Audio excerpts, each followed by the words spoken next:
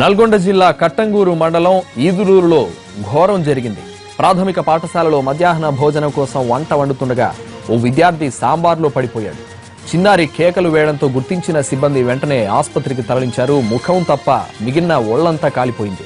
ప్రాణాలతో బయటపడిన విద్యార్థికి వైద్యులు చికిత్స అందిస్తున్నారు. దీనికి సంబంధించి మరింత సమాచారం మా ప్రతినిధి సమీ అందిస్తారు. సమీ, అసలు ప్రమాదం ఎలా జరిగింది? ప్రస్తుతం ఆ బాలుడి పరిస్థితి ఎలా ఉంది?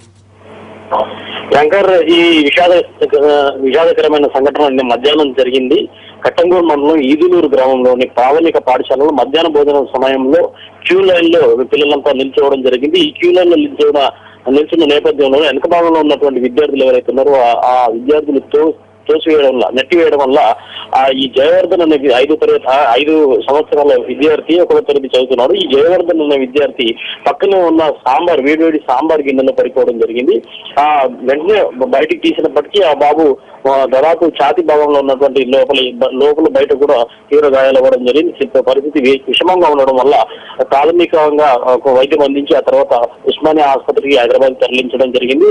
చికిత్స పొందుతూ ఈ తెల్లవారుజామునే జయవర్ధన్ చనిపోవడం జరిగింది. మొత్తానికైతే ఈ విషాదమైన సంఘటన అక్కడ ఉన్నటువంటి సిబ్బంది నిర్లక్ష్యం వల్ల జరిగిందని చెప్పేసి విద్యార్థి సంఘాలు తల్లిదండ్రులు కూడా ఆరోపిస్తున్నారు. సంతోష్, మొత్తానికైతే ఈ విద్యార్థి సాంబార్లో పడిపోయిన తర్వాత తీవ్ర గాయాలు అవ్వడం వల్ల అక్కడ జిల్లా కేంద్రంలో ఉన్నటువంటి ఆసుపత్రిలో చికిత్స చేయడం జరిగింది. ప్రాథమిక చికిత్స తర్వాత ఉస్మానియా ఆసుపత్రి కలెక్టర్ చొరవతో పరిస్థితి తీవ్రంగా విషమంగా ఉండడం వల్ల ఉస్మానియా ఆసుపత్రికి తరలించడం జరిగింది. ప్రస్తుతం అతని బాడీ ఉస్మానియా ఆసుపత్రిలో ఉంది. పోస్ట్మార్టం అనంతరం తల్లిదండ్రులకు అప్పగించే అవకాశం ఉంది. సంతోష్, అయితే ప్రమాదవశాత్తు ఆడుకుంటుండగా పడిపోయాడా? దీనిపై వంట వాళ్ళు ఏమంటున్నారు?